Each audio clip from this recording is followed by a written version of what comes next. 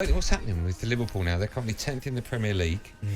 They look just such a different side to the one that was so dominant in football last season. They got to, they played every single game they could have got to. They got to all maximum. The finals as well. They look fantastic.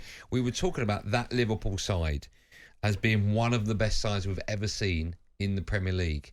And now I know they've got a few injuries. I know that. Virgil van Dijk's been out for a bit. I get that. But even he hasn't been playing that great. Yeah, but he still makes a big difference. Yeah, without doubt.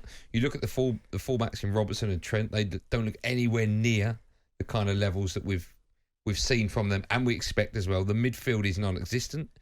Going forward, you look at Mohamed Salah. I know his numbers are still decent, but he doesn't seem to be putting in the match-winning performances that we've seen so often from him. I just wonder as well whether it's getting to Jurgen Klopp now, because have a listen to this. This is in his post-match press conference from Saturday. He got rattled with Athletic journalist James Pearce. Have a listen. That has been a theme throughout the season, starting so slowly.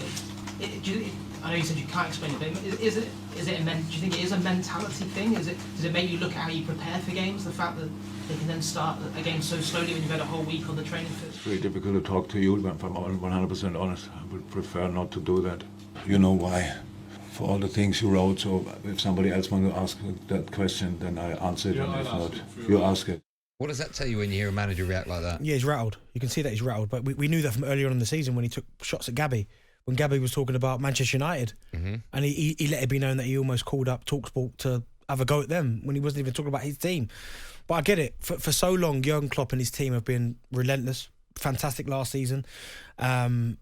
But this season, it's almost like it's caught up with them. It's been a lot of football. They played maximum amount of games last season.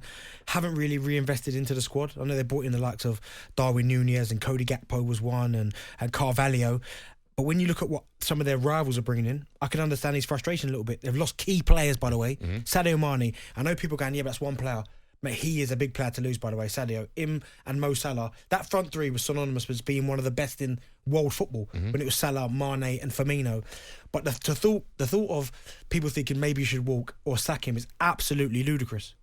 Look, Jurgen Klopp, sack him.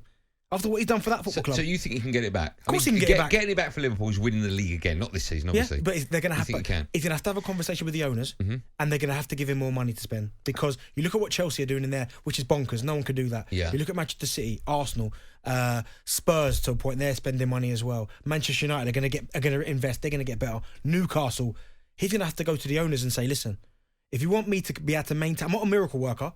We've been fantastic for 5 years. If you want me to be able to compete at that top level again with the players that I've got, you're going to have to give me some money to spend. If he doesn't get that back in, do you think he'll go? I think he could walk. They're not sacking him. It'd be absolutely ludicrous to sack him. Yeah, I agree. No chance. Their next game's coming up next Monday night, a massive game. They're playing Everton. That one's live on talkSPORT, by the way. Then they've got Newcastle. Then they've got Madrid, Real Madrid. Then Palace and Manchester United. So some big games coming up. Some season-defining games as well. Yeah, but they got injuries as well, so hopefully some of them players will come back. But even when you look at his record, so he's been in Premier League, this is only 278 matches he's been in charge for Liverpool. They've won 174. They've only lost 41. Yeah, the record's amazing, but you don't look. But when you're a team like Liverpool, a massive team like Liverpool, you don't look back at the history of results. You look at the now, and the now says to me Liverpool are 10th in the Premier League. So you would sack him now? I wouldn't sack him. They're 10th, even though they won 2 cups last year. I would never sack him. I think he's a phenomenal manager. Yeah, right? And my view is he's not getting the back in. No, so that's why he needs to go to the board and say, listen, I'm not asking for Chelsea type money, because I know you guys don't do that. But if you want me to compete again at that top level with what I've been doing for the last 5 years, where it's been us and Manchester City going toe-to-toe, you need to give me some money. I agree.